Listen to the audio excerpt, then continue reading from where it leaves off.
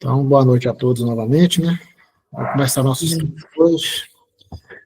Mais uma vez, agradecer a Jesus pela oportunidade do trabalho, pelo nosso estudo aqui de hoje, e que todos nós possamos tirar boas lições e plantar essa sementinha em nossos corações, para que no futuro próximo possamos colher, né, esse fruto do amor. Então, Pai nosso que estais nos céus, santificado seja o vosso nome, venha a nós o vosso reino, seja feita a vossa vontade, assim na terra como nos céus. O pão nosso cada dia nos dai hoje, perdoai as nossas ofensas, assim como nós perdoamos a quem nos tem ofendido. Não nos deixeis cair em tentação, mas livrai de todos os males. Que assim seja. Vamos lá, Renata? Fique à vontade. Vamos lá, vamos começar. Então, pessoal, nós estamos no capítulo 19, né? Ideoplastia. Então, aqui na separação, ideo quer dizer ideia, pensamento, aparência, forma, né? E plastia vem como algo que se modela, moldagem, formação, né? Então, essa ideoplastia é aquela formação, aquele modelo do pensamento, né? Aquilo que forma, o que o nosso pensamento vai formar a partir daquele pensamento. Então, aqui eu já coloquei uma imagem para a gente ter uma ideia da categoria de médiuns de efeitos físicos, né, e de materialização, que são as materializações, né, dos efeitos de materialização daqueles médiuns que têm essa capacidade, né, mais para frente eu vou comentar um pouquinho sobre esses médiuns também, que hoje são raros, né, para nós. Pode passar aí para o primeiro, para mim, por favor. Isso. Então, olha, ideoplastia refere-se à capacidade do pensamento humano de moldar a matéria, especialmente o fluido cósmico, criando formas e imagens. É o processo pelo qual as ideias e os pensamentos se materializam, manifestando-se no ectoplasma e no perispírito. Aí no primeiro capítulo, a gente vem falando sobre o sono provocado, no sono provocado. Para maior compreensão de qualquer fenômeno da transmissão mediúnica, não nos será lícito esquecer a ideoplastia, pela qual o pensamento pode materializar-se, criando formas que muitas vezes se revestem de longa duração, conforme a persistência da onda em que se expressam.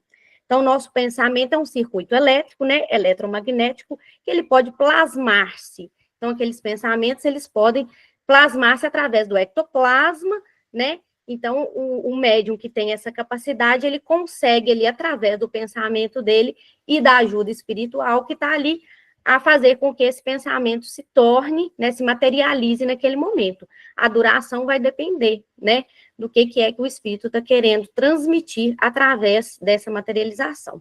Então, entendendo-se que os poderes mentais são próprios tanto às criaturas desencarnadas quanto às encarnadas, é natural que os elementos plásticos e organizadores da ideia se exteriorizem dos médiuns, como também dos companheiros que lhes comungam tarefas e experiências, estabelecendo-se problemas espontâneos cuja solução reclama discernimento. Então, gente, o médium, ele tem um pensamento e o espírito, ele também tem um pensamento, né, que são formas que se chocam ali, que se interligam. Portanto, surgem problemas quando os dois estão naquela conexão, né, a ideoplastia da mente do médium e a ideoplastia da mente do espírito, né, eles, para solucionar isso, é preciso ter discernimento. Então, o médium que ele tem essa capacidade, ele tem que estar muito bem preparado para limpar a mente dele naquele momento. Por quê? Para que o espírito possa transmitir, né, para aquele médium o pensamento do espírito, né, e o do médium não pode interferir. E nisso também dificulta muito quando é uma apresentação onde tem mais membros da equipe. Então, tem uma parte que Chico conta, né? Porque Chico tinha essa mediunidade de efeitos físicos, né? É lógico que não era a primordial dele, até porque muito depois eu vi uma entrevista de pessoas, né?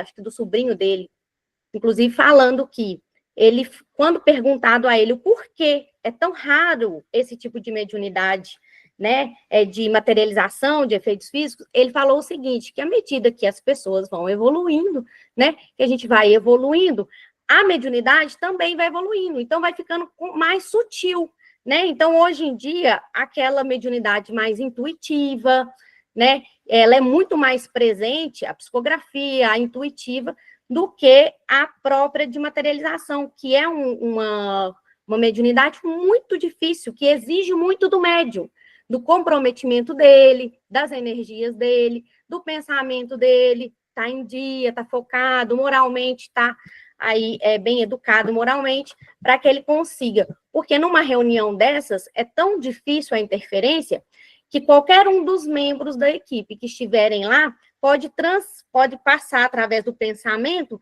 atrapalhar a conexão que está havendo ali entre o médium e o espírito que está querendo se materializar.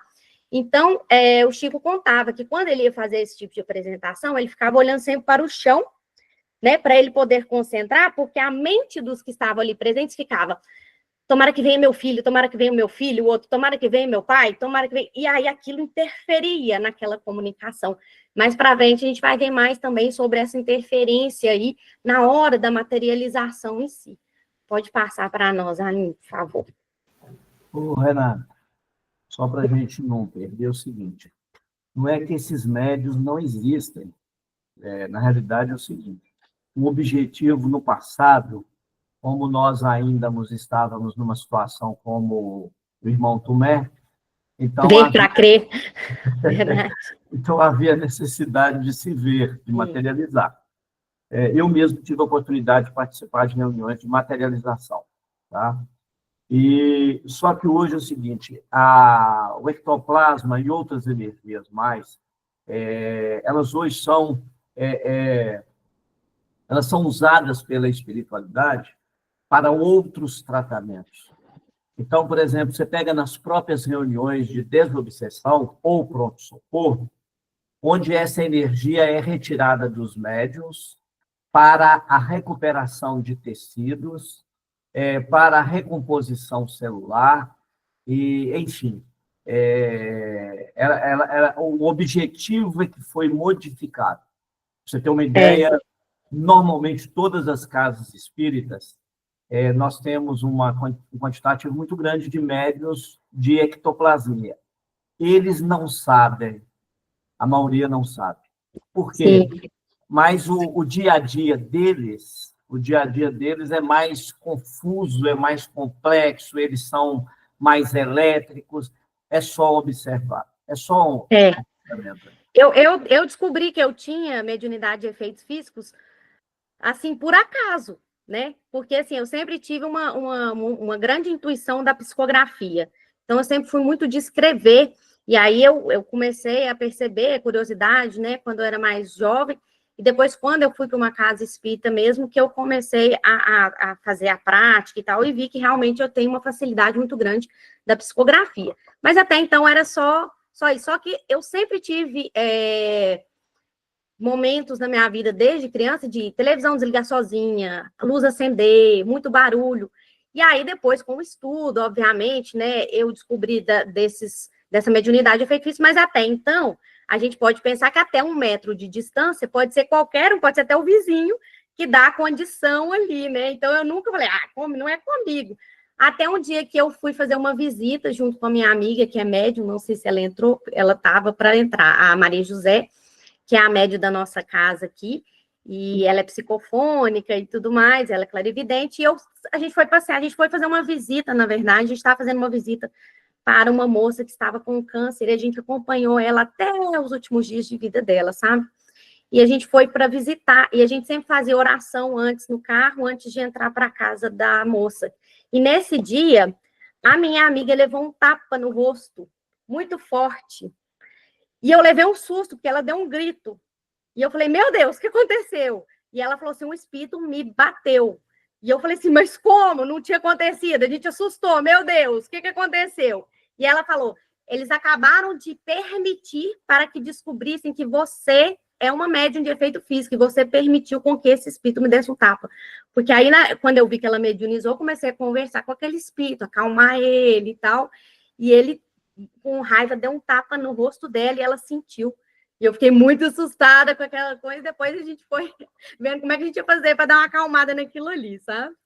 Mas, enfim, e assim, é igual você falou, hoje em dia, já se usa esse ectoplasma para ajudar aqueles espíritos que estão ali precisando de um remédio, daquela qualidade ali e tudo mais, né? Estão sendo modificados um pouco aí. E assim, hoje não é muito bom, a gente não acha muito os médios que fazem aquele efeito mesmo do ectoplasma sair, materializar e tal, né?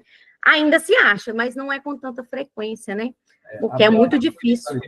A própria espiritualidade, hoje, eles evitam esses tipos de reuniões, porque são fenômenos que nós não precisamos mais. Até porque gera muita curiosidade, né? Sim. O ectoplasma, inclusive, hoje, ele é usado muito nas reuniões. Por exemplo, a gente tem uma reunião que é da equipe Amor. Eu até citei que essa reunião, no futuro, ela vai poder ser feita ao mesmo tempo, fisicamente e pela internet. Nessa reunião, se não fosse o ectoplasma dos companheiros participantes, eu não conseguiria, por exemplo, às vezes, ver um espírito ou outro que está presente naquela reunião, né? Então, olha que interessante. Então, eles usam para outros tipos de trabalho. Além disso, o ectoplasma também é usado para esses espíritos em estado de sofrimento, que às vezes ficaram aí perdidos por muito tempo. Ele é usado também para recompor, às vezes até a própria fala do espírito que ela perdeu no tempo, pelo fato dele ele ainda está num processo ainda muito materializado, mas ele ficou sem o fonador por muitos e muitos anos, às vezes 10, 20, 30 anos, então ele perdeu a condição de fala. E nesse exato momento o ectoplasma é usado para isso também, porque ele precisa da voz física para ele poder entender todo o processo que está acontecendo. Bacana. Então, nos casos de zoantropia, então, é utilizado do ectoplasma para ajudar esses espíritos. No livro Lindos Casos de Chico Xavier, tem um caso dele que ele recebe um espírito que tinha a forma de uma cobra, e ele andava igual uma cobra no meio dos companheiros lá, e foi uma situação muito complexa, porque ninguém entendia. Então, você citou o Chico no início aí, então, está lá no livro Os Lindos Casos de Chico. E o espírito, ele precisava daquelas condições. Isso é para poucos médios, viu, gente? Não vão virar cobra, não. Isso é para poucos médios, médios muito preparados mesmo, para receber esses tipos de espíritos, né? É mais complicado. E Chico teve um caso desse. Bem bacana. Então, vamos continuar, pessoal. Olha só, para clarear o assunto, recordemos o circuito de forças existentes entre magnetizador, que seria o hipnotizador, e o magnetizado, né, que aceita a hipnose, o sujeito, no sono provocado. Um sono provocado, né, é esse que o magnetizador induz, né? Então, é ele que induz esse sono provocado para que aconteça ali a transmissão. Se o primeiro sugere ao segundo a existência de determinada imagem, em certo local e imediato, a mente do sujeito, governada pelo toque positivo que a orienta, concentrará os próprios raios mentais no ponto indicado, aí plasmando o quadro sugerido, segundo o princípio da reflexão, pelo qual, como no cinematógrafo, né, que é aquele aparelho, gente, até pus ele aqui, ó, desenhei ele, esse aqui é até mais antigo, ele é de mão, porque tem um que tem o tripézinho e tudo mais. Então, esse daqui, ó, esse aparelho, ele permite captar e revelar, projetar imagens em movimento, sendo o precursor do cinema, né, foi antigamente, quando o cinema começou. A projeção de cenas repetidas mantém a estabilidade transitória da imagem, com movimento e som respectivos, né? Então, no cinema, lá no início, né, descobriu-se que a repetição dos quadros de 12 vezes ou 24 vezes, repetindo de 2 em 2, e girando em um círculo as mesmas imagens, né, aumentando a velocidade, era possível ver as imagens em movimento, né, sem nenhuma interrupção. É a mesma coisa a gente pegar um caderninho e fazer o desenho na beiradinha. Aí você vai e dá puxa assim, aquelas folhinhas vão passando, você acha que a imagem está se movimentando, né? Então, é como se fosse esse cinematógrafo aí, antigo, né? Das imagens irem passando sem interrupção. Pode passar, Aline, para nós. Isso. Então, o hipnotizado contemplará, então, o desenho estabelecido nas menores particularidades da sua estrutura. E se o hipnotizador, sem preveni-lo, lhe coloca um espelho à frente, o sensitivo para logo demonstra insopitável assombro, ao fitar a gravura em dupla exibição. Então, se colocar um espelho aqui, ele vai olhar e ele vai ver a imagem que está vindo, né? Também no espelho refletido. Então, por exemplo, se for plasmada ali uma imagem de uma cachoeira, ele não vai imaginar a cachoeira parada, ele vai imaginar a cachoeira descendo a água. Então, no espelho, ele também vai ver a mesma imagem da cachoeira descendo a água. Porquanto a imagem refletida parecer-lhe-á tão real quanto a outra que ele está visualizando. Emprega-se comumente a palavra alucinação para designar tal fenômeno. Contudo, a definição não é praticamente segura, de vez que na ocorrência não entra em jogo o devaneio ou a ilusão da mente. Qual acontece nos espetáculos da televisão, em que a cena transmitida é essencialmente real, através da conjugação de ondas.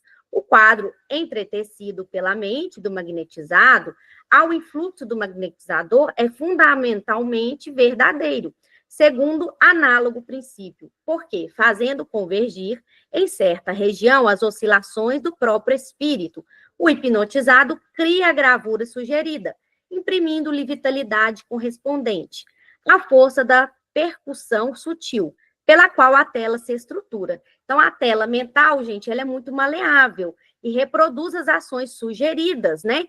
Então, tudo que está lhe sendo sugerido vai aparecendo nas telas mentais para aquele médium que está recebendo ali. O acontecimento corriqueiro... Renato, Oi, pode desculpa falar. aí, mas aqui já não pode Pode perder interromper. de jeito nenhum. Baseado no que ele está falando aí, por exemplo, uma pessoa que alimenta muito medo, e se ela for portadora de um quantitativo maior de ectoplasma, ela pode materializar um espírito, e ela ver este espírito não querendo dizer que existe um espírito ali presente. Sim. Mais para frente vai ter uma parte aqui que vai falar disso. Beleza. O escritor ele criou, né? O escritor ele criou uma personagem e depois ele transformou aquela personalidade tão real que ela ficava correndo, perseguindo ele para tentar sufocá-lo. Mas isso foi uma criação da mente dele, no caso. Beleza. Sai. Vai falar mais para frente. Gente, se alguém quiser comentar, viu? Tá todo mundo caladinho. Quiser comentar, vocês podem pedir aqui para falar. Então, vamos lá. Onde que nós paramos? O jogo da ilusão da mente. Qual acontece então, olha, qual acontece nos espetáculos da televisão, em que a cena transmitida é essencialmente real, né? Através da conjugação de ondas. Aí, vamos lá embaixo. O acontecimento corriqueiro, aliás, dá noções exatas da ideoplastia em todas as atividades mediúnicas, comandadas por investigadores em que a exigência alcança as raias da presunção. Quando os cientistas, multiplicando instâncias além da fiscalização compreensível e justa, não se precatam de que se transformam em hipnotizadores incômodos, ao invés de estudiosos equilibrados, interferindo no circuito de energias mantido entre o benfeitor desencarnado e o servidor encarnado, impedem, assim, a realização de programas do plano superior, com vistas à identificação e revelação da espiritualidade maior. Aqui ele está falando daqueles cientistas que pegam para estudar, né, os casos, e aí, ao invés de focar no que realmente, na revelação espiritual, eles atrapalham, né? Eles incomodam, fazendo aquele monte de incompreensões, aquele monte de estudos desequilibrados, né? Pode passar para o próximo. Aí agora a gente vai pegar aqui nos fenômenos físicos. Gente, eu coloquei acompanhando o livro, tá? Quem estiver acompanhando o livro, tá tudo no livro. Nas sessões de efeitos físicos, diante das energias ectoplasmáticas exteriorizadas no curso das tarefas em vias de efetivação pelo instrutor espiritual, Se o experimentador humano formula essa ou aquela reclamação, eis que a mente mediúnica, qual ocorre ao sujeito na hipnose artificial, se deixa empolgar pela ordem recebida, emitindo a própria onda mental, não mais no sentido de atender ao amigo desencarnado que dirige a ação em foco, mas sim para satisfazer ao pesquisador no campo físico. Então, assim, nesse processo de efeito físico, o médium está doando ectoplasma para que os espíritos trabalhem nos efeitos físicos. Quem governa esse fenômeno é a entidade espiritual. Porém, se existem pessoas que participam do processo e podem atrapalhar, né, interferindo, causando desajustes, atrapalha todo o processo. Então, é o que eu tinha comentado com vocês, até que o Chico comentou, porque aí as pessoas, você vai lá, vai plasmar um braço, uma mão com um braço. Aí o espírito está querendo plasmar lá, fazer a materialização da mão com o braço. Mas alguém que está lá na equipe assistindo fica assim, nossa, podia tanto ter uma pulseira ali, um relógio. Aquilo, naquele exato momento, ele já atrapalha a comunicação que o espírito está tentando passar, e o hipnotizado, no caso, que é o sujeito, né, que é o médium, já começa a plasmar a tal da pulseira, que quem induziu foi um dos que estavam participando, e não o que o espírito queria passar ali naquele momento. Por isso, da dificuldade tremenda desse tipo de mediunidade. As pessoas que estão ali assistindo atrapalham muito com as mentalizações delas, né, para aquele fenômeno ali. Então, atrapalha todo o concurso do fenômeno. Alguém quer falar alguma coisa? Você imagina uma pessoa ciumenta, muito ciumenta, que seja um médio de efeitos físicos. Tudo que ele plasmar a nível de ciúme, ele dá vida para ele. Jesus! Está lá no livro Libertação. Não, e eu li. Já fiz um estudo com o pessoal de Divinópolis sobre o livro. Então, vamos lá, gente. Daí porque, apreendendo com mais segurança as necessidades do médium e respeitando-as com o elevado critério de quem percebe a complexidade do serviço em desenvolvimento, as entidades indulgentes e sábias se retraem na experiência, mantendo-se em guarda para proteger o conjunto. A maneira de professores que, dentro das suas possibilidades, se colocam na posição de sentinelas quando os alunos abandonam os objetivos enobrecedores da lição. A pervagarem no terreno de caprichos inconsequentes. Então, os espíritos, eles se afastam e ficam ali observando aquilo acontecer, né?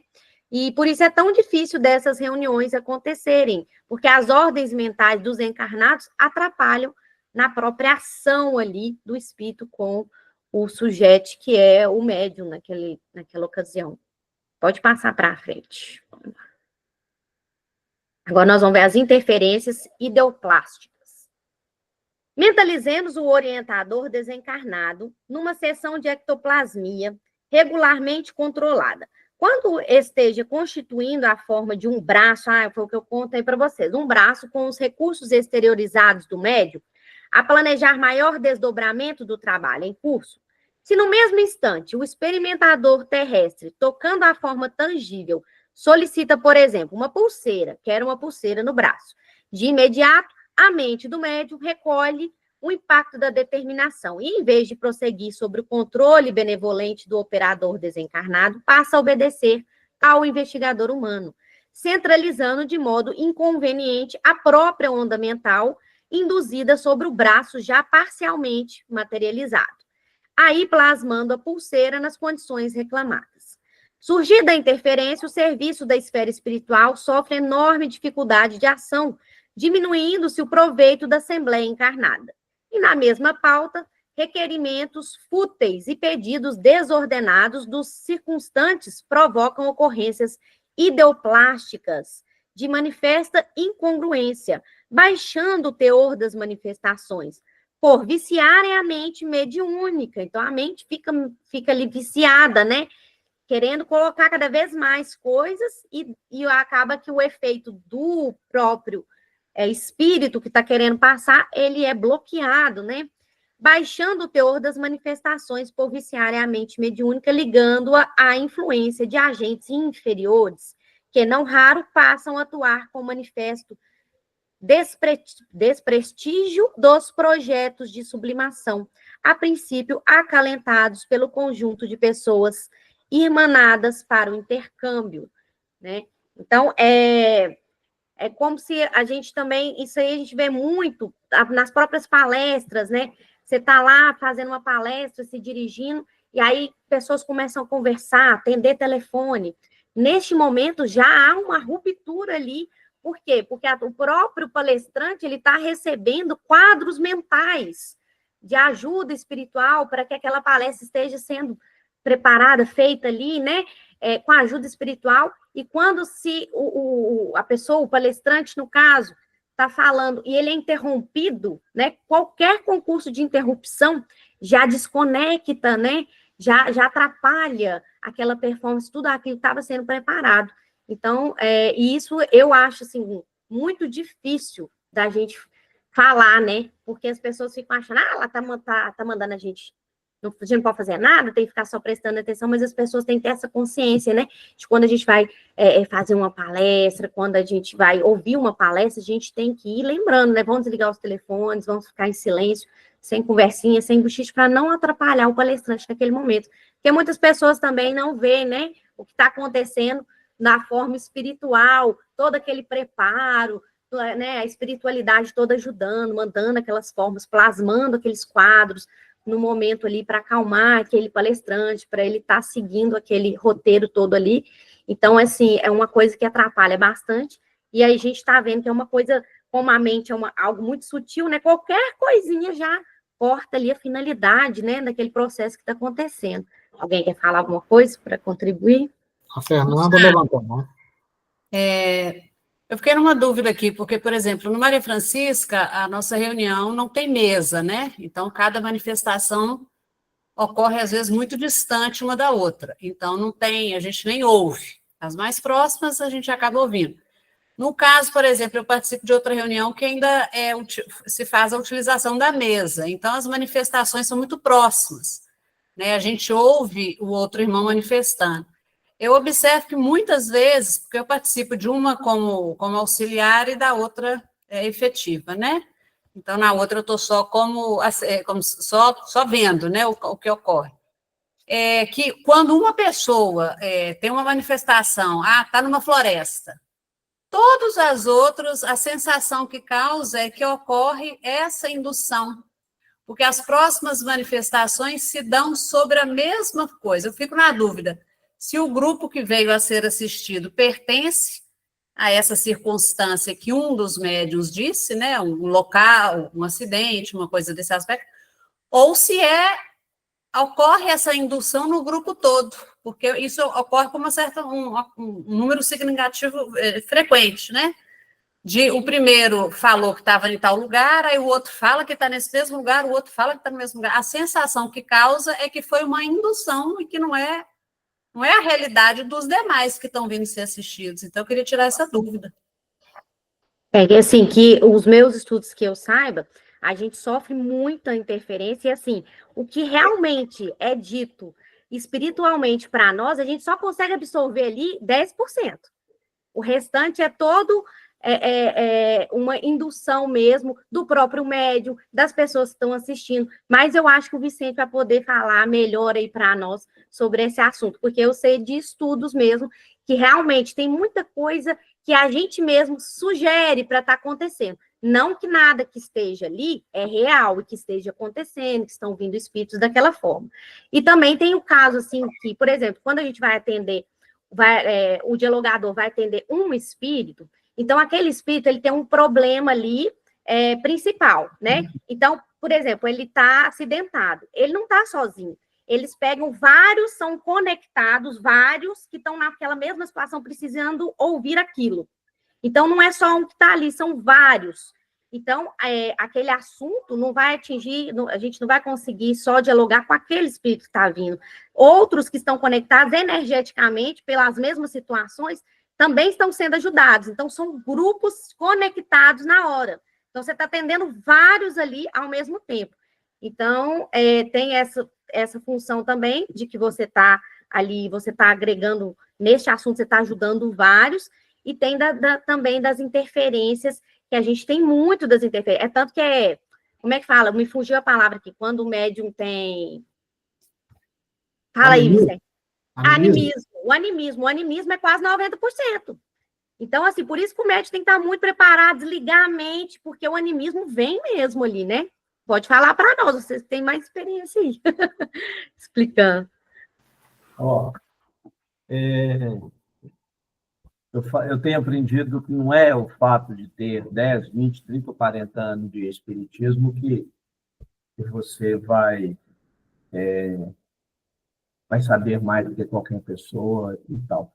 Eu imagino, dentro do que a gente tem vivenciado, aqueles que buscam, vencendo os preconceitos, aqueles que buscam as informações, talvez são aqueles que mais se tornam preparados para conviver com os dois planos da vida. Uma reunião mediúnica, ela é uma reunião extremamente complexa. Por quê? Porque você tem... a gente tem aprendido, inclusive, lá nos livros, nos domínios da mediunidade, que nós estamos estudando há mais de um ano, né? E, pra você ter uma ideia, nós estamos num capítulo lá, teve um capítulo que a gente ficou quase 6 meses nele, porque, a pedido da espiritualidade, todo mundo que participa da reunião tem que estudar. Então, o que nós fazemos? Nós não marcamos ninguém para falar. Quando chega na hora da reunião, nós fazemos as perguntas baseadas no que está no capítulo e vamos conversar. E aqueles que não estudaram vão passar vergonha, porque, afinal de contas, todo mundo tem que preparar. Então, eu falo que sem animismo não há mediunidade. Tá? O que nós vamos aprendendo ao longo do tempo é diminuir a nossa participação naquilo que chega até nós, porque nós somos, a palavra medianeiros, né? Nós somos intermediários entre uma mente e outra. Então, o que acontece? Nessa intermediação, nós vamos aprendendo a diminuir a nossa participação, mas não tem como uma manifestação mediúnica se dar sem a minha participação, até porque eu sou o intérprete. E o que acontece na atualidade? A espiritualidade, hoje, uma das coisas mais raras que existe é você ter médiums 100% inconsciente. Isso é quase que uma coisa raríssima. Por quê? Porque o médium inconsciente, ele vira uma máquina de receber espíritos e ele acaba não absorvendo para si aquilo de que realmente ele precisa. Então, mas à medida em que ele vai se educando pelo conhecimento, pela vivência e pela prática, o que vai acontecendo? Mesmo ele sendo consciente, ele consegue produzir a comunicação com menos participação dele. Ou seja, a gente tem a mania de calcular o animismo.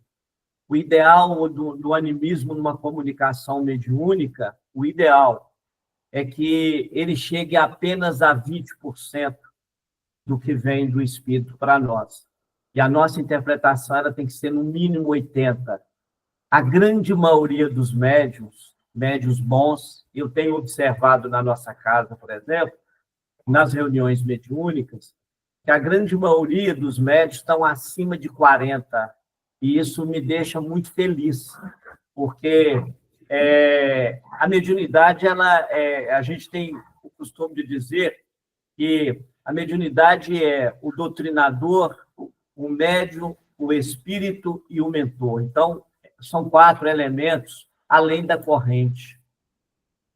Então, é um trabalho muito interessante. Então, quando nós, às vezes, no animismo, cometemos um errozinho maior, logo em seguida, na própria corrente, a espiritualidade vai ajudando que o doutrinador esmiucie aquilo ali e aquilo vai se tornando uma comunicação mais tranquila. Então, assim, quando a comunicação se dá, igual a Fernanda falou aí, eu prefiro não falar, porque eu não estava presente, eu não vi. Isso, para mim, Vicente, não é muito comum. Eu nunca tive. Eu já tive, sim, a oportunidade de ver, às vezes, um espírito dar uma comunicação aqui, um médium lá na frente dá outra comunicação e um outro dá. Existem ligações daqueles espíritos? Sim, eu já vi isso. Mas, assim, todos os médiuns sequencialmente fazendo isso, eu não sei. Eu não sei quais os tipos de espíritos que são conduzidos naquela reunião, então é difícil para a gente falar. Agora, o que acontece é o seguinte, por que as casas espíritas, inclusive a pedido dos próprios mentores espirituais, foram abolidas as mesas? Criou-se uma ideia no passado que existia 2 espiritismos. Existia um espiritismo de mesa branca e um mesa de qualquer outra cor. Então, na realidade, o espiritismo é um só, gente, né?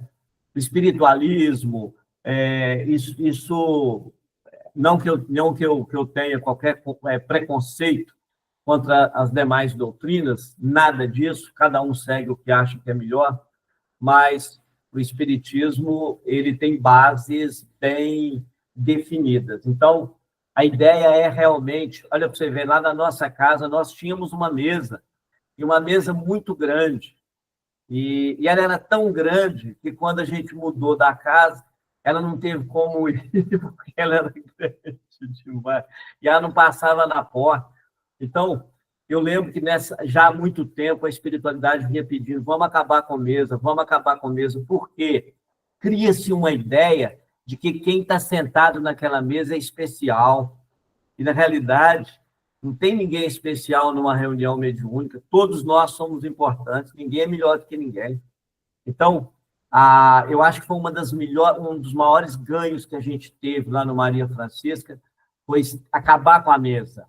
Além disso, a gente cria também um certo distanciamento físico, e que ele é muito positivo. Pra você ter uma ideia, nós temos uma reunião que a gente já chegou a ter 30 médios numa reunião, sem nenhum problema. Até o companheiro seus aí, que é o irmão do Saulo, esteve na nossa reunião, e ele achou completamente tudo diferente. Ele falou, mas como é que pode esse tanto de gente aqui e tal? Eu falei, perfeitamente, pode até mais.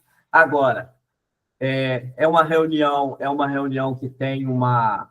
Primeiro, a gente não abre mão da disciplina.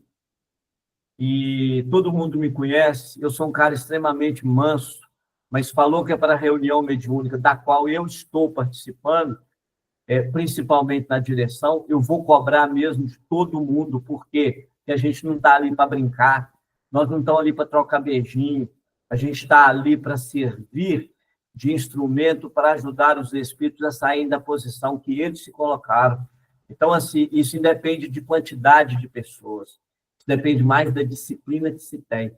Do mesmo jeito que nós temos essa quantidade média, nós também temos uma quantidade grande de doutrinadores. Então, assim, e com isso as coisas foram modificando. Hoje a casa não tem reunião mediúnica mais que tem mesa, né? E outras casas também que a gente conhece também, que foi abolindo essa ideia. Ô, Vicente, só fazer um comentário aqui. Na verdade, é uma pergunta também, né? Na última reunião mediúnica que nós tivemos, na sexta-feira, eu atendi um espírito lá que, na hora que eu comecei a falar com ele, eu senti que era o mesmo que eu já tinha conversado em tempos atrás, vamos dizer assim.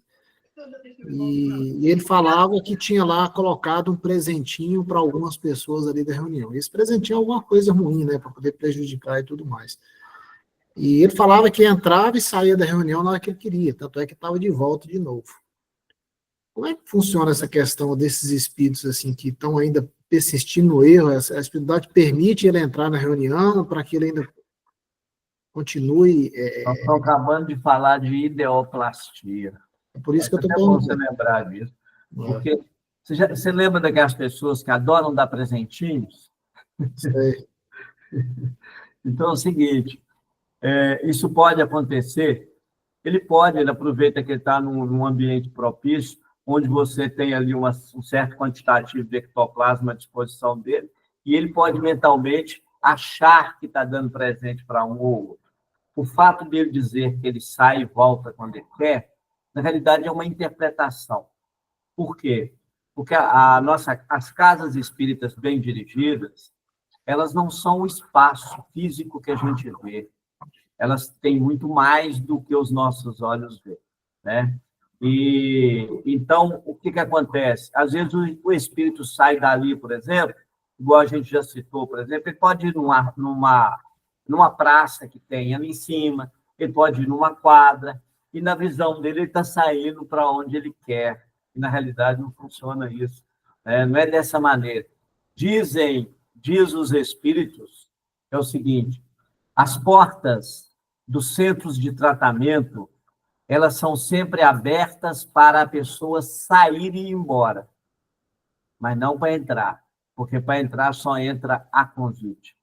Então, assim, eu estou dizendo isso porque eu tive a oportunidade de ver a nossa casa lá. Uma vez eu fui levar alguém para o tratamento, e quando eu cheguei, eu vi um prédio que ele tinha mais ou menos uns 8 andares, e um prédio todo cheio de plantas caindo das janelas, um negócio muito bacana. E o nosso prédio, né, o físico, mais centralizado embaixo, e ele tinha 3 colunas. Passado um tempo, eu voltei para fazer um outro trabalho mediúnico, o prédio já não era mais aquele, o prédio continuava com as 3 colunas, mas ele tinha subido. Ele já não tinha mais aqueles andares que eu calculei, ele já era muito maior. Olha que interessante. Então, assim, é porque a gente acha que as coisas no plano espiritual, é assim, eles fizeram aqui uma construção, ficou aqui, isso aqui vai ficar eternamente. Não. Nós não estamos falando de ideoplastia. Os elementos que o mundo espiritual usa em circunstâncias como essa, numa construção e tudo mais, aquilo ali tem elementos ideoplásticos. Então, você tem engenheiros sidérios que eles têm capacidade para criar aquilo ali, usando elementos da natureza que são transportados. A gente está falando aqui, a gente falou de materialização, eles buscam os elementos da natureza e materializam eles lá no local. Um dia quem sabe você vai poder fazer isso. Eles falam que tem, para ajudar, por exemplo, no passe, né? Eles pegam, são 3 remedinhos. Então, eles pegam da natureza, do próprio espírito, da própria espiritualidade, né? Então, é da natureza, da própria espiritualidade e do médium, que está ali também, né? Então, são os 3 remedinhos ali para dar esse é o chamado passe espiritual. Porque existe o passe magnético, que é aquele que nós... É só o do médium, Só nós, né? Então, só do médium, tem só o espiritual também, que é só o espírito, né? Mas eles sempre utilizam eles falam, né? Como que a gente pode estar destruindo tanta natureza se a gente... porque a gente não tem essa percepção de que a gente precisa, inclusive a espiritualidade tira os elementos da natureza para nos ajudar aqui, né? Então, que a natureza é muito importante. Renata, nós tivemos um caso, há uns anos atrás, uma pessoa foi fazer um tratamento lá no centro e ele era um fazendeiro. E ele estava com um câncer. E aí iniciou o tratamento e tal, aí a espiritualidade virou para ele e falou assim, olha, a gente vai fazer um tratamento com você, mas eu preciso de uma árvore que ela é muito rara, e são raros os lugares que tem. E nessa região eu só conheço um lugar que tem uma árvore dessa, ela chama sândalo. Aí o fazendeiro virou e falou assim, eu mandei cortar ele na semana passada. Nossa! Tá vendo? Isso, Não, coitado. isso foi um aprendizado na época para mim, sabe? Eu falei, meu Jesus do céu. Meu Deus. Ele falou, e agora? Ele virou e falou assim, nós ainda vamos lá para ver se ainda existe alguma essência nas raízes para a gente poder cuidar, né? Para você, a gente poder tratar, né? Ele virou e falou assim, mas eu passei o trator e arranquei até a raiz. Ó. Ele virou e falou assim, então, infelizmente, não temos mais o que fazer. Meu Deus. Tá vendo? Só fiz. Eu lembro disso e isso me marcou muito na época, sabe? Então, a gente refletir. Felizmente. Só para finalizar para a Fernanda ali, ó, faz o seguinte, eu sou assim, a comunicação tá ali, é igual a gente está aprendendo, a gente quer aprender, a gente absorve aquilo de bom. O que for de ruim, não fica muito preocupada se é verdade, se não é, se está conectado, se não está, não. Absorve aquilo ali que vai te fazer bem.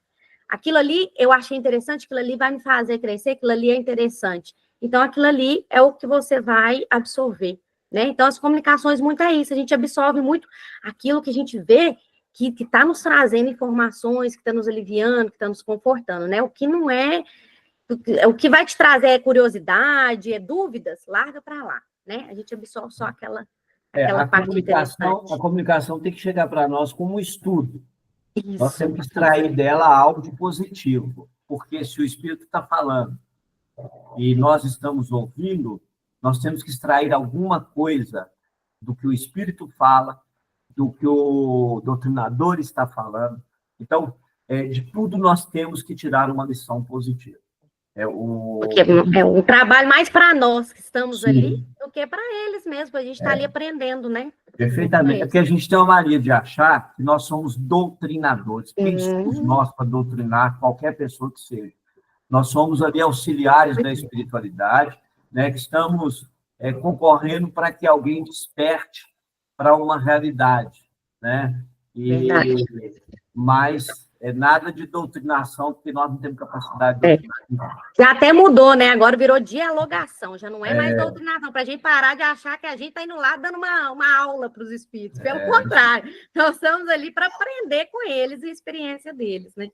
Pode passar, então, para frente, Aline, por favor. Vamos... Então, agora é mediunidade e responsabilidade. De certo, não invocamos o relaxamento para o governo das reuniões de ectoplasmia, nem endossamos a irresponsabilidade. Recordamos simplesmente que a falência de muitos círculos organizados para o trato dos efeitos físicos, e notadamente da materialização, se deve à própria negligência, incúria ou impertinente daqueles que os constituem. Na maioria das vezes, indagamos e perturbadores inveterados que descambam imperceptivelmente para a leviandade, comprometendo a obra ideada para o bem. Portanto, interpõem os mais estranhos recursos na edificação programada, provocando enganos ou fraudes inconscientes e intervenções menos desejáveis em resposta a irresponsabilidades deles mesmos, né? Que ainda falando das interferências, né? Nesse tipo de mediunidade. Vocês estavam falando ali de presentinhos, aí eu fiquei meio assim, porque semana passada eu ganhei uma rosa branca, mas foi um presente bom, né, gente? Foi me ofertada uma rosa branca e eu fiquei muito feliz e agradecida pela rosa branca. Me ofertada como paz, no caso. Vou passar para mais um aí para frente. Quer falar alguma coisa, Vicente, desse que a gente leu? Estava mais explicando da interferência, né? Vamos lá, então. Em outros fenômenos, idênticos fenômenos com a ideoplastia por base são comuns na fotografia transcendente, em seus vários tipos. Porque se o instrumento mediúnico e acompanhantes não demonstram mais alta compreensão dos atributos que lhes cabem na mediação entre os dois planos, preponderando com a força de suas próprias oscilações mentais sobre as energias exteriorizadas, perde-se, como é natural, o ascendente da esfera superior, que sulcaria a experiência com o selo de sua presença iluminativa, impondo-se-lhe tão somente a marca dos encarnados inquietos, ainda incapazes de formar o campo indispensável à receptividade dos agentes de ordem mais elevada. Na mediunidade de efeitos intelectuais, a ideoplastia assume papel extremamente importante, porque certa classe de pensamentos constantemente repetidos sobre a mente mediúnica menos experimentada pode constrangê-la a tomar certas imagens mantidas pela onda mental persistente, como situações e personalidades reais, tal qual uma criança que acreditasse estar contemplando essa paisagem ou aquela pessoa, tão só por ver-lhes o retrato animado num filme, é o que o Vicente tinha comentado aqui, aquela hora, né? Renato, tem um caso verídico do nosso querido Divaldo. Divaldo Pereira Franco estava numa reunião, uma reunião pública lá nos Estados Unidos, se não me engano, em Nova York, e ele falava para um público de mais ou menos tinha umas 1.000 pessoas, né? E ele falava em português e todos ouviam em inglês. Então, isso é um fenômeno, não sei se é xenoglossia que chama, mas é um fenômeno que sem a ectoplasmia não tem como fazer. E isso é uma psicologia. Como que é feito isso? Eles fazem uma garganta ectoplasmática. Fala aqui também, mais para fala. Eles fazem, e a própria garganta fala. Então, o Divaldo ouvia ele falar, mas o microfone saía a fala da garganta ectoplasmática. Muito bacana, né? Passa para frente para nós. Acho que ele vai comentar. Ó. Na mediunidade aviltada, onde os agentes ideoplásticos assumem caráter dos mais significativos desde as épocas imemoriais no mundo, é justamente nos círculos do magismo, magia, né? Dentro dos quais a mediunidade rebaixada a processos inferiores de manifestação se deixa aprisionar por seres de posição primitiva ou por inteligências degradadas, né? Que criam ideias escravizantes para quanto se permitem vampirizar. Aceitando sugestões deprimentes, quanto se entregam ao culto. Não sei se alguém não sabe o que é vampirizar, né, gente? Vampirizar são aqueles espíritos vampirizadores que sugam as energias, né, dos espíritos aqui encarnados. Então, são chamados de vampirizadores. Se alguém não souber o que é aqui. Então, aceitando sugestões deprimentes, quantos se entregam ao culto da magia aviltante, arremessam de si próprios as imagens menos dignas a que se vinculam, produzindo tabus dos quais dificilmente se desvencilham. A face do terror que lhes instila o demorado cativeiro às forças da ignorância. Submetidamente, a idolatria desse jaez passa a manter por sua própria conta os agentes com que se tortura, tanto mais intensamente, quanto mais extensa se lhe revele a sensibilidade receptiva. Porque com mais alevantado poder de plasmagem mental, a criatura mais facilmente gera para si mesma tanto o bem que a tonifica, quanto o mal que a perturba. E não se diga que o assunto vigore preso a mero entrechoque de aparências, de vez que a sugestão é poder inconteste, ligando a alma de maneira inequívoca a criações que lhe são inerentes no mundo íntimo, obrigando-a a recolher as resultantes da treva ou da luz a que se afeiçoou. Então, aqueles que gostam de magia e aventuras alucinatórias, né, eles têm que tomar muito cuidado, porque eles vão criar imagens, né, e vão ser obsediados pelas próprias imagens que eles vão criar ali. Então, no livro Libertação, até coloquei que citei aqui no livro Libertação, há o caso em que o espírito desencarnado de um escritor se vê atacado pela própria personagem que ele criou quando escrevia o livro, né? Então, a personagem, ela toma forma e ela vem o tempo todo tentando estrangulá-lo, né? Perseguindo ele.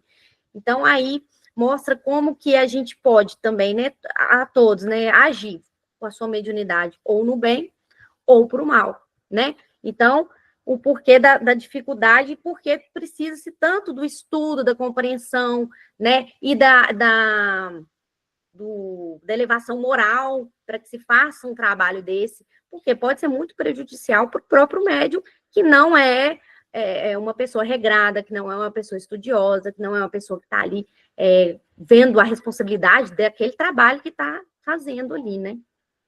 Pode passar para frente para nós, Ana. Ô, Renata, nós já chegamos às 19 horas, eu acho que isso vai ter que continuar. Vai ter que ficar para o próximo. Não, aqui, ó, tá tão bacana que aqui no final, só mostra a imagem do final aí, só para mostrar para vocês. Eu trouxe para vocês algumas materializações que já foram feitas. Vocês estão vendo aqui o Chico, né? Em uma das figuras. E o caso mais famoso de médium que nós temos é o Peixotinho, né? Aqui no final eu coloquei um pouco sobre a biografia dele. Quem tiver interesse, quiser dar uma pesquisada, né? Ele não é vivo mais, né? Ele não está mais, quer dizer, né? Não sei se ele já reencarnou, mas ele desencarnou aos 36 anos, muito novo. E ele era um fenômeno. E aos 15 anos ele teve o que? Uma paralisia. Por quê? Justamente porque ele atraía muitos espíritos vampirizantes, espíritos que sugavam dele, ele não tinha muita noção, então ele teve uma paralisia a mãe dele ficou desorientada, né? Procura todos os lugares possíveis, e aí um vizinho espírita foi para ajudar e ofereceu ajuda de fazer um tratamento espiritual com ele, de água fluidificada, de passes, e ele curou, né? Curou, ou seja, não era uma doença física, era espiritual. E aí, depois ele continua aos 15 anos que ele descobre tudo, ele começa a frequentar, então, o centro espírita. Depois ele conhece o Chico, e aí ele tinha uma mediunidade poderosíssima de materialização, né, de efeitos físicos, e aí ele, regrando, estudando, seguindo aí o espiritismo, depois ele fez várias coisas maravilhosas, fantásticas, com a mediunidade dele, além de ajudar, né, milhões de pessoas, fazia assistência social, tudo mais. E aí tem ele aqui, né, recebendo, tá vendo? Esses efeitos, essas materializações aqui, muito bacanas, do Peixotinho. Quem tiver interesse aí em estudar a biografia dele. Livro Materializações Luminosas. Maravilhoso. Eu peguei depois, no final vai ter umas coisinhas ali bacanas que eu peguei para a gente estar lendo também. Mas olha que interessante, né? Olha o rosto, como que fica perfeito, né? Lá em cima o espírito, o rosto, né? Dá um zoom aí, depois vocês verem que bacana. Assim, é uma coisa fantástica, né? Mas é igual a gente vê, hoje em dia não tem tanta necessidade, hoje em dia não... Isso que é mais para quem era muito incrédulo, né? Precisa estar vendo ali para crer que aquilo ali, que o espírito está ali, né? Hoje em dia a gente já tem umas formas mais sutis, mais intuitivas, né? Através desse tipo de mediunidade. Então, gente, acabar semana que vem, né? Maravilha. Então, eu vou pedir o Paulo fazer a oração final para nós, Paulo, por favor.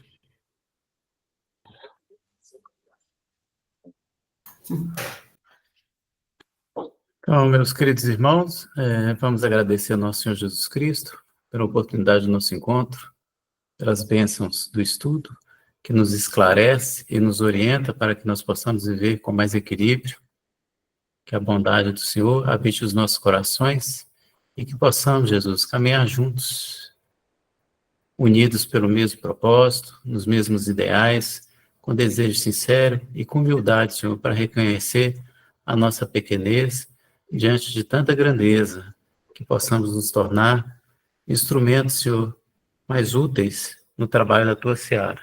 Que assim seja. Graças a Deus.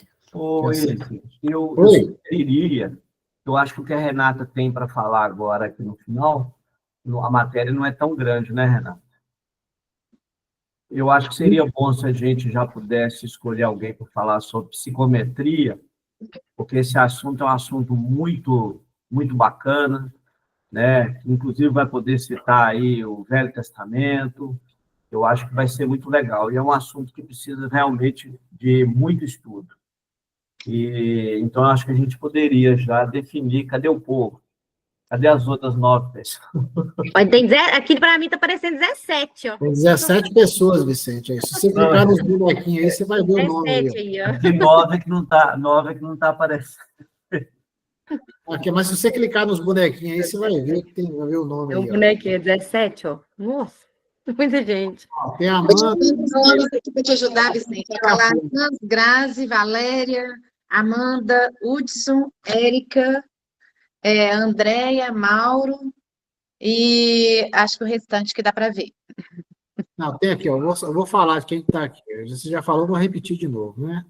Amanda, Andréia, Calazan, Zé, Fernanda, Hudson, Irlene, você, Isabel, Janine, Aline, Mauro, o próprio Vicente, Patrícia, Renata e Valéria Rezende. Tá. E eu, né? E eu também. Eu acho que esse estudo aí da psicometria, eu acho que seria bom o Mauro fazer ele. Vai ser bom para o Mauro. Eu acho que é um assunto muito interessante. E aí ele podia estudar ele, né? E, inclusive, ele tem elementos até do Velho Testamento, que ele gosta do Velho Testamento, né? Quem mandou Velho Testamento já está muito velho, Vicente. Mas quem mandou você ficar mexendo lá com o povo, lá, os hebreus, né? Agora tem que aguentar. Então, aí seria bom você falar sobre psicometria, porque aí Tá. você já começa a estudar, já começa a preparar o estudo, a Renata vai falar na próxima, e se der algum tempo, você já pode entrar com a matéria, beleza? Tá beleza, então, Vicente. Combinado. É isso aí. Aí o próximo estudo, que não foi, nós vamos chamar essa menina para falar, a filha da Renata. Ela que vai falar para a gente. Você quer falar, meu? Como é que é o nome Não, dela? dois, tem um que não apareceu aqui não, mas essa aqui tá curiosa. Lá, dá um oi. Como é que você chama? Como é que ela chama? Ô, Vicente, Alice. no Alice. terceiro domingo eu vou arranjar uma coisa boa para você, tá? Tranquila lá na hora de preencher a cesta lá, tá? Tá bom. Repositor. Gente, lembrando que pode domingo que deixar. vem é dia das mães domingo que vem. Você vai ter Não, esse mas Dia normal, das Mães é nesse domingo agora. Pois é. No Próximo. outro a gente já pode descontar do Vicente já. O Vicente também não é mãe, não tem problema nenhum. Uai, Vai trabalhar de repositor, deixa ele. Ele está falando do estudo, Mauro. Eu vou olhar aqui, se for o caso, eu coloco lá no grupo, Aline. Ah, tá. Pode Aí deixar. você avisa lá. Se não for ter, você me avisa lá. É bom que eu tenho um tempo para estudar, que esse tema é difícil mesmo. Deixa, Vicente. Mas é bom. É bom. Falou, então. Beleza, gente. Fique com Deus aí. Falou, Tá, Deus. boa noite, boa Deus, semana. Deus, Boa noite, pessoal. Boa noite. Um abraço. Gente, boa noite. Boa noite, boa semana. Boa noite, menina. Já não. Boa noite, pessoal. Hoje ainda tem culto no lar, não tem? Como é que é o nome dela mesmo? Ah, como é que você chama? Alice. Alice. Olha que nome.